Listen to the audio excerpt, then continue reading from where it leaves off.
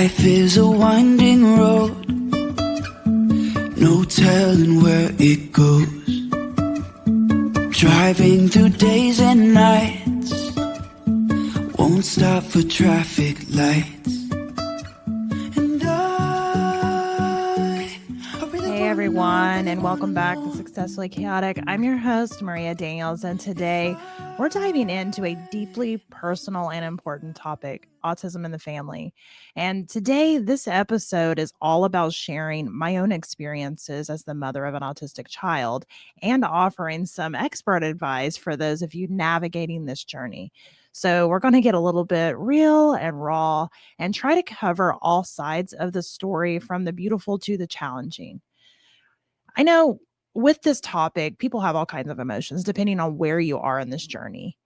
And for me, I didn't have a lot of experience with autism before I had my son.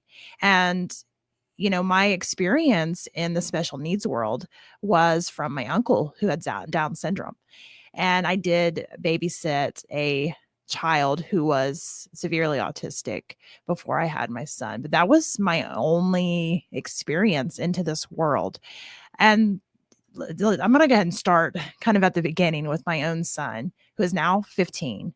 When he first started showing signs that something was different, it was around 18 months. He was child number 5 at the time. And by the time that you have your 5th child, you pretty much think, okay, well, I got this down. This parenting thing, I got it, But it was like stepping into an entirely new world. Very early on, looking back, there were some little quirks. Like I can remember him very, very young, like 4 months old. He would be in his little bouncy horse that he had, and he could bounce to the beat of Stevie Ray Vaughan. And we just thought it was this funny little party trick. But later on, there was some regression at around 18 months old. He regressed. And there's a long, long story behind that I'm not even going to get into on this episode. But he stopped making eye contact. His vocabulary was very, very limited. He would not react to pain. He would fall down and he would skin his knees all up. He would be bleeding on his knees and he wouldn't even cry. He wouldn't react to it. And obviously, having other children, that is not the typical reaction. I felt like he was just not hitting any milestones anymore. And I felt like he was actually going backwards on some of the ones that he had hit. And from there, it didn't get better. And even by the time that he was almost 5, he wasn't potty trained. That was a struggle. And eye contact was still minimal. And his verbal communication was sparse. And his dexterity was very, very regressed. And, as the mom who already had 4 children, I thought I knew what to expect in the terms of development. And, I would bring it up trying to figure out like what was going on. What did this look like? And I'm not one of those people that is hyper focused on, diagnosing, because sometimes I think, yes, kids are different and there can be some little quirks, and there is obviously it's called a spectrum for a reason. And a lot of us are on the spectrum somewhere. I myself am considered neurodivergent. I was diagnosed with ADHD in my late 30s. I had no idea. I mean, it definitely made the rest of my life make sense. But, the way that my brain processes things is not the atypical, right? So it's one of those things that I'm not 100% saying that, you definitely want to get a diagnosis. But for me, I needed it. It kind of depends on, your own personal situation, the age of your child, because sometimes they can kind of just be a little slow in progressing. But with my son, I kept asking, at every appointment from the time he was like 18 months old, I would ask. And, they wasn't ready to say, any type of diagnosis at that point. He wasn't formally diagnosed until he was 4.5. And, for me, it was bittersweet because at least I had a name, right? There was something that I could have a name that explained something. I could research, I could read about it. I was confused and scared in a lot of ways, but at the same time, I was able to say, okay, well, at least we know what we're looking at. I was able to say, okay, well, we have like a game plan at this point. So, between going to cognitive and occupational therapies, I I always say, whenever you don't know what to do, you do what you know. I knew nutrition. In my other world, I have, 2 nutritionist certifications, and I knew the world of nutrition. So, I dove into that. I dove into how to help him like that, because I was lost every other way. I wasn't sure what to do. I wasn't sure what the clear answers were. It's a very surreal thing to go to all these doctors, and some of them were very helpful and very inspiring and very good. And some of them I left there in tears, with a big long list of things he would never, ever, ever do, which at 4.5, I wasn't ready to take that. I wiped my tears away and thought, no, nobody can tell me what he's going to do for the rest of his life at 4.5, so for me, it was kind of like, okay, well, here's what I'm going to do. I'm going to take him to the occupational therapist. I'm going to take him to the cognitive therapist. And I, with my own background, am going to gravitate toward exploring how his diet, what he eats might play a role in autism.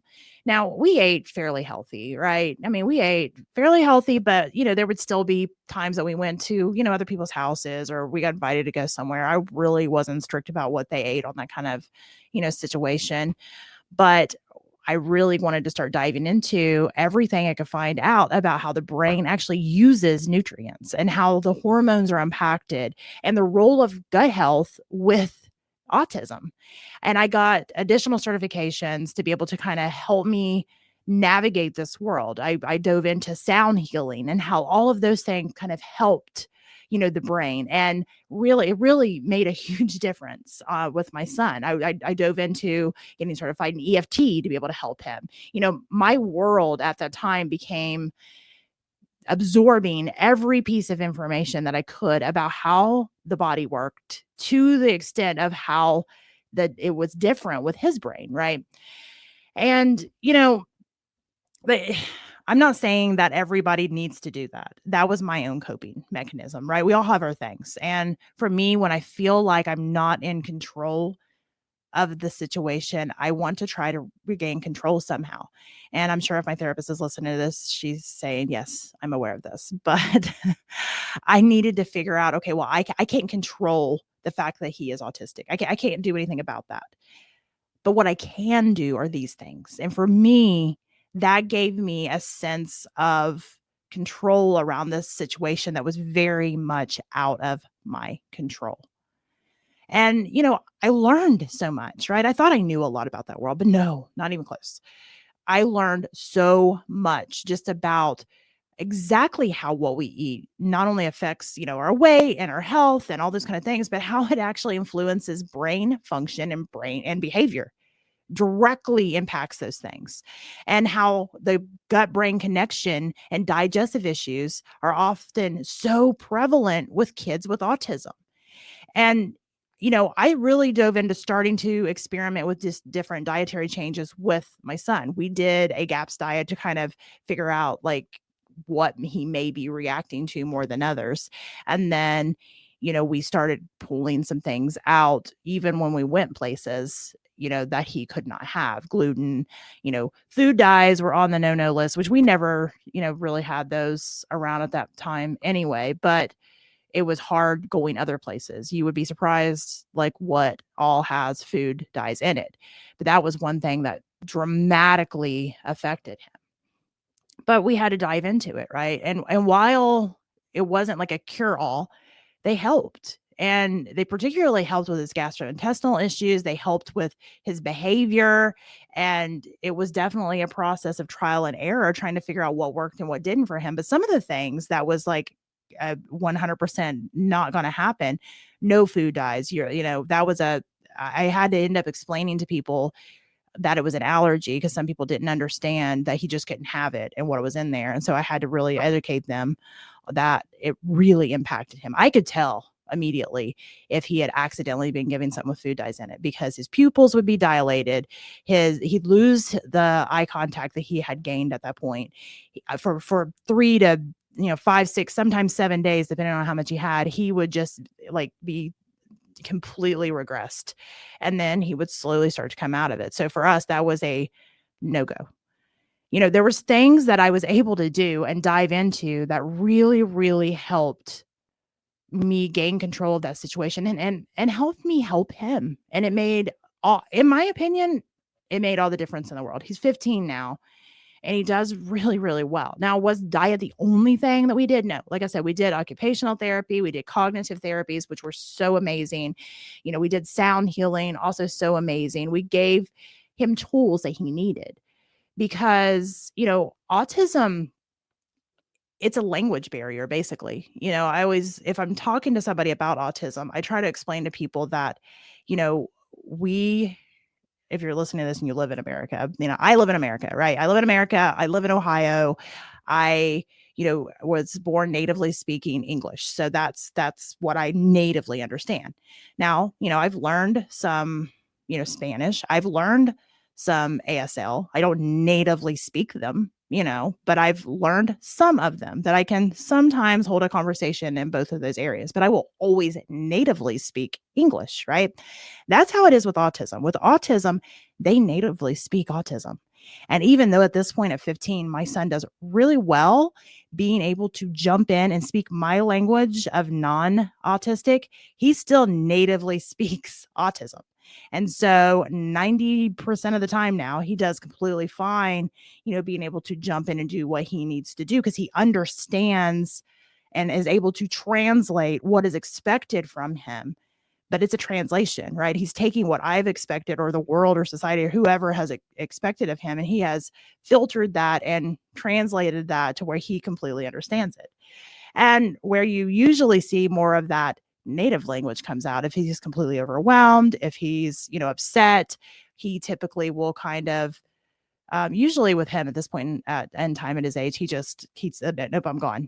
He'll just go down to his room, he'll shut the door, he doesn't want to be around anybody, and that's okay. Those are the things of being able to kind of navigate the fact that again, he will always speak his native language. There's some stuff that's gonna be like, nope, too much, I can't do that. And there's a level of respect.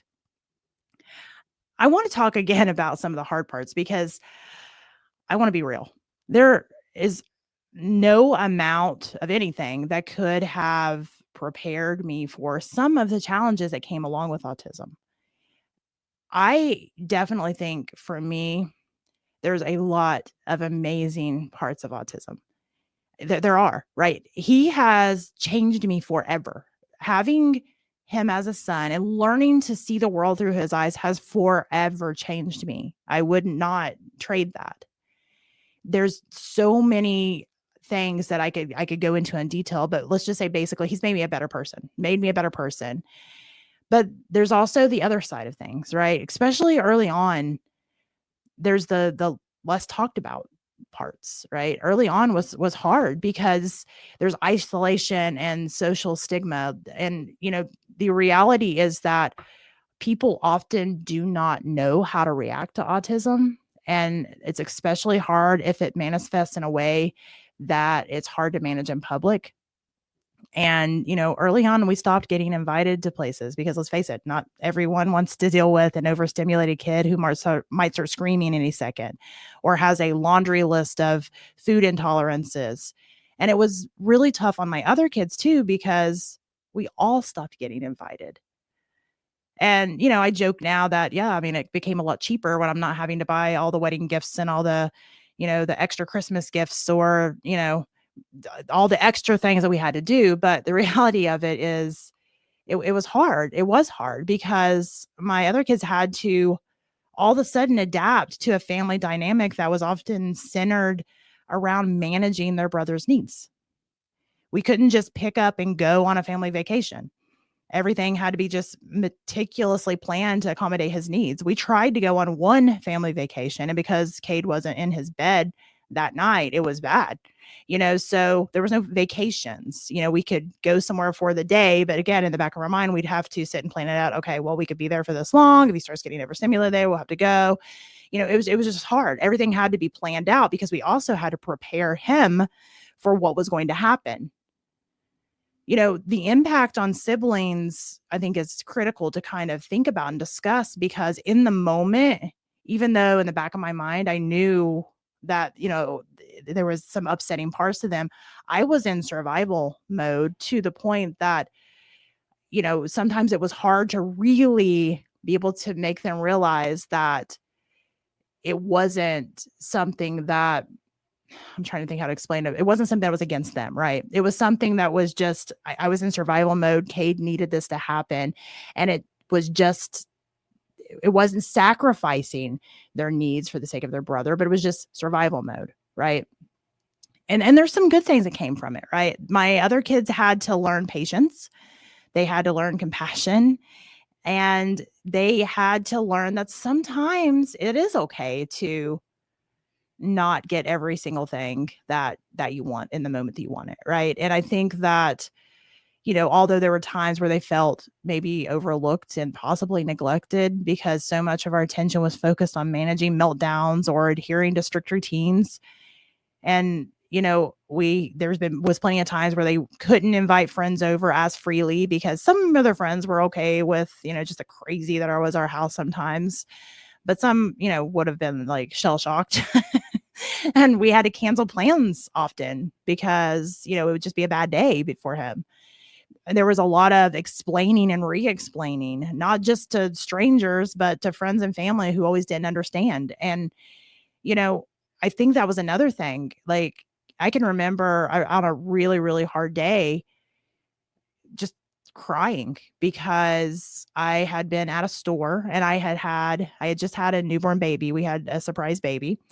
And I had a newborn. I had my son who was like in some of his worst years of being overstimulated. And had to stop at the store on the way home from some therapy appointments, which was just too much for him. Stores for autistic individuals can be a lot, right? There's a lot of bright lights, a lot of colors, a lot of smells, like a lot of sensory overload. And add to that the baby was cranky, wanted to go to sleep and wanted to nurse. And so the baby's screaming at the same time I'm having to stop and just grab a couple of things. So needless to say, it was like the recipe for disaster. And as I'm standing in line trying to check out with my couple little things, I've got, my son screaming, kicking on the floor, and I've got a newborn screaming, and I'm exhausted.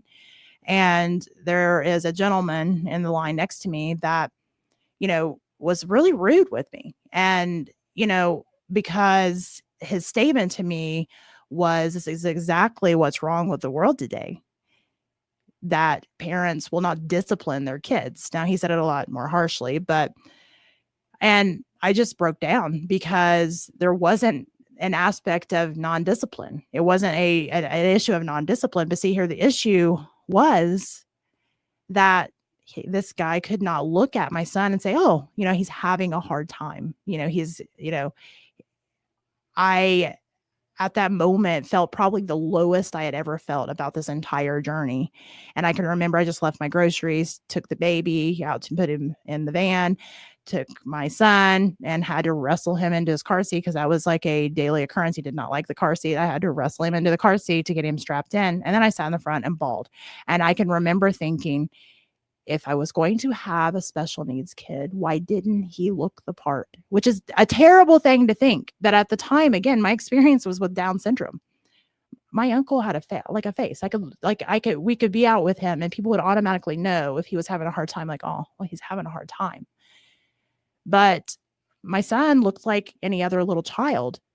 And so I felt the need to explain and explain and explain and explain. And I used to joke with my husband about making shirts that we could just like randomly slip on that said, my child's autistic, he's having a hard time, because, there was so many moments where it was just so hard. And it is hard for people to understand, because I don't know if I hadn't been through this journey, if I would have understood if I had been that person online. Now, I wouldn't have been rude and said what he said, but I might have in my mind thought, wow, okay. But I think that's sometimes where we go on these journeys. We go on these journeys to learn some of these things. And another issue that typically is kind of overlooked is just sleep issues, because another major challenge with autistic kiddos is sleep or a lack thereof. My son did not need much sleep, maybe 1 or 2, 3 hours a night, and he was fine. However, we were exhausted and we would tag team staying up with him. And it was like living with a perpetual newborn. Only newborns like would grow out of the phase. And my son didn't. I mean, at this point, he's 15. And even though he still goes through those weird sleep cycles, like he can stay up at night. He knows to come get us if he needs us, but he is able to, stay up on his own. But when he was younger, that was a different case. He couldn't be left alone. And then another thing that doesn't get talked about is just the stress. There's a stress, and more stress, right? And some of that stress takes a toll on not only your health and your family unit, but on your marriage. And navigating this journey while trying to maintain a healthy relationship, it's tough. I know my husband and I found ourselves in survival mode, just trying to get through each day, and the stress and the lack of sleep and the constant attention needed for our son, not to even mention our other responsibilities and our other children, like made it so hard to find times to just be a couple. We had to try to work extra hard to communicate. And, we went through some rough times because of all that. It's a side of parenting a child with autism that really doesn't get talked about very often, but it's so real. I want to switch gears though and talk about bright spots, because like I mentioned earlier, there are so many bright spots, and autism has so many of them. My son has taught me patience. He's taught me empathy, to appreciate the little things. And the way he has always seen the world has always been unique and beautiful. And it's opened my eyes to so many things that I would have otherwise missed. And when he was younger, his honesty and purity of his emotions and his unique perspective just enriched all of us in so many ways. And it also has taught us how to be creative and adaptive and flexible, all qualities that honestly have benefited our whole family and have benefited me and my businesses. There's so many things that, again, I learned because of this situation, including, I mentioned the certifications I ended up getting to be able to help him.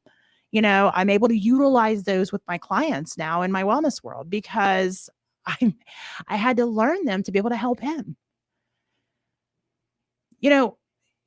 Celebrating milestones that didn't really like seem like it was a milestone other people would celebrate became our norm. But like the first time that he really made sustained eye contact again, when he got potty trained, like, I mean, that's like a celebration for any parent, but it was really a celebration for us. That was like a long time coming by the time it happened. The first time he really was able to communicate his needs clearly, when we were able to go on, a real family vacation and sleep somewhere else, that was huge. Like, all these moments were victories, and they taught us to celebrate progress, no matter how small it is, which I have tried to translate into my own life, because I'm not always where I want to be. But I've had to learn that you should still celebrate your progress, no matter what we're talking about, right? It could be in your business, in your wellness, in your whatever. Celebrate your progress, no matter how small, and appreciate the journey as much as the destination.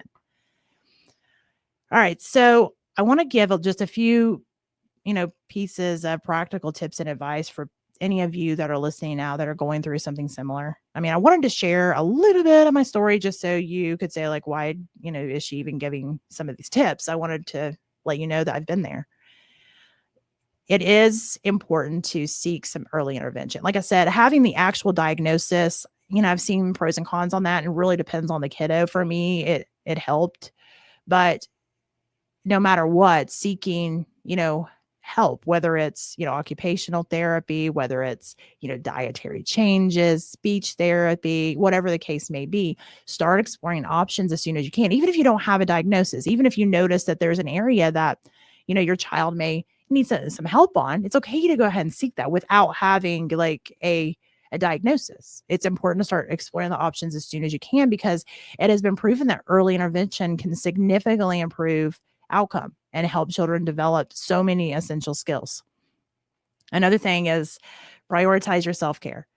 This journey is demanding, and it's so important to try to make sure that you're taking care of yourself too. And I know that cliche, you can't pour from an empty cup.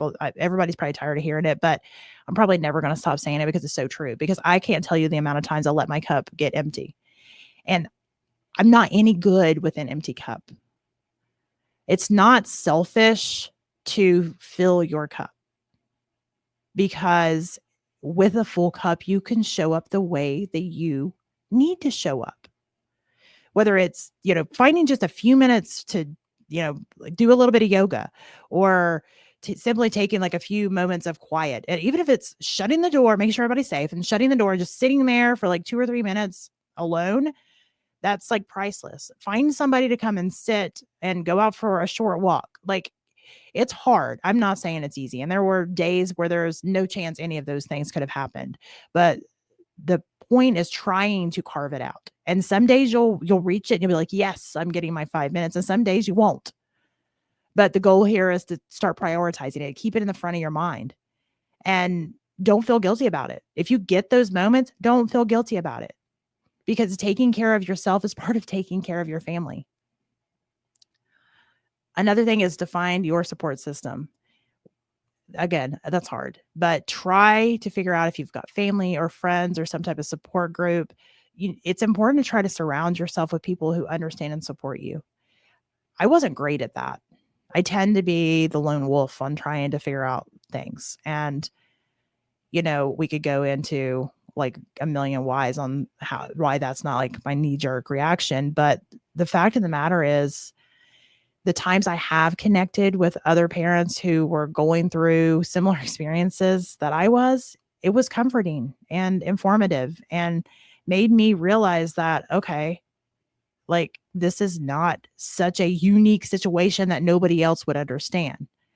Other people can offer practical advice and emotional support, maybe just a listening ear to vent. If they don't, have any experience in any of those things, maybe they're just a good friend who will listen to you vent. Just listen to your vent, because sometimes that's all you need. The next thing is to embrace flexibility. Be prepared to adapt your plans. That is important no matter if you have an autistic child or not. Like, it is so important to be prepared to adapt your plans, whether you have no kids, if you have 10 kids, if you have 2 kids, if you have a fur kid, it doesn't even matter. Something can happen and you will have to adapt your plans, but especially with autism. With autism, routine is important, but so is flexibility. There's going to be days when things do not go as according to plan, and that's okay. Learn to go with the flow and adjust it as needed, because you're going to have those days 100%. And the next thing is to educate yourself and others. Understanding autism is a key. And that's why I started teaching some on it, because I found that I remembered when I would have not known. So I started teaching other people, because educating yourself allows you to educate other people and those around you. And the more that people understand, the better, because it includes teachers. It's 1 in 36 right now officially that are diagnosed with autism.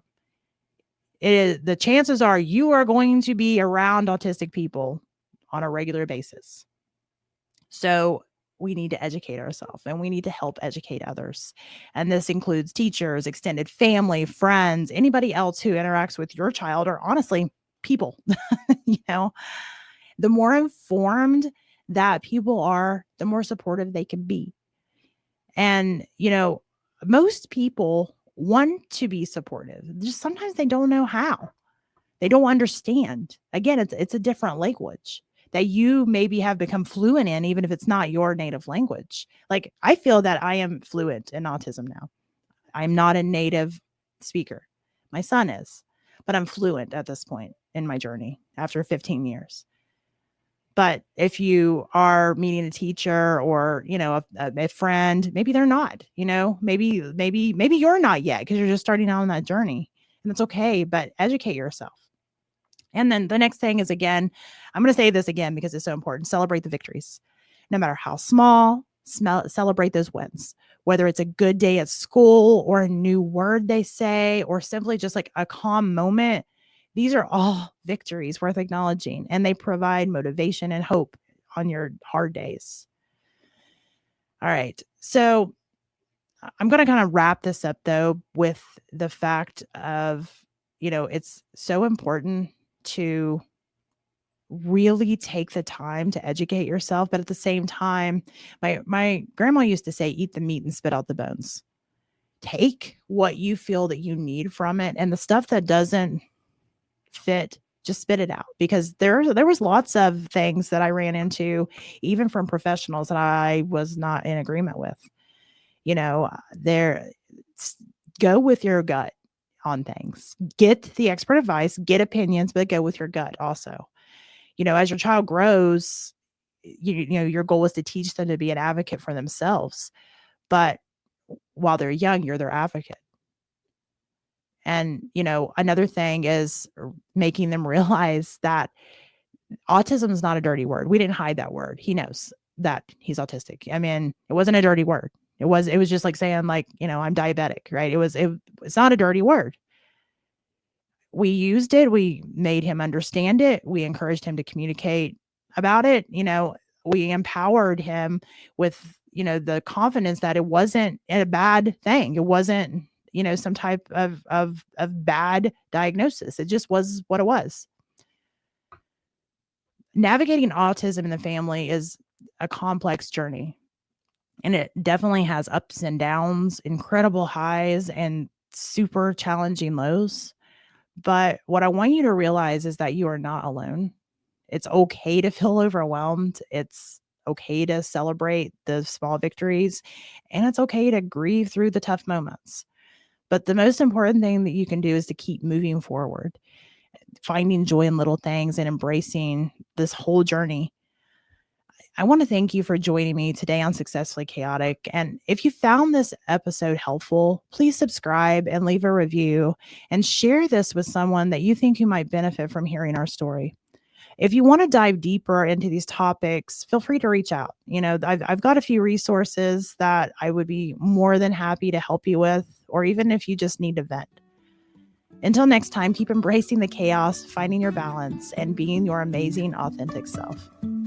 Life is a winding road, no telling where it goes. Driving through days and nights, won't stop for traffic lights. And I really wanna know, if I'll ever figure out where the road goes. Even if I'm falling down, I will keep on searching for my highs. You can say I lost my mind, I will keep on holding my head high. Even if the sky is falling down.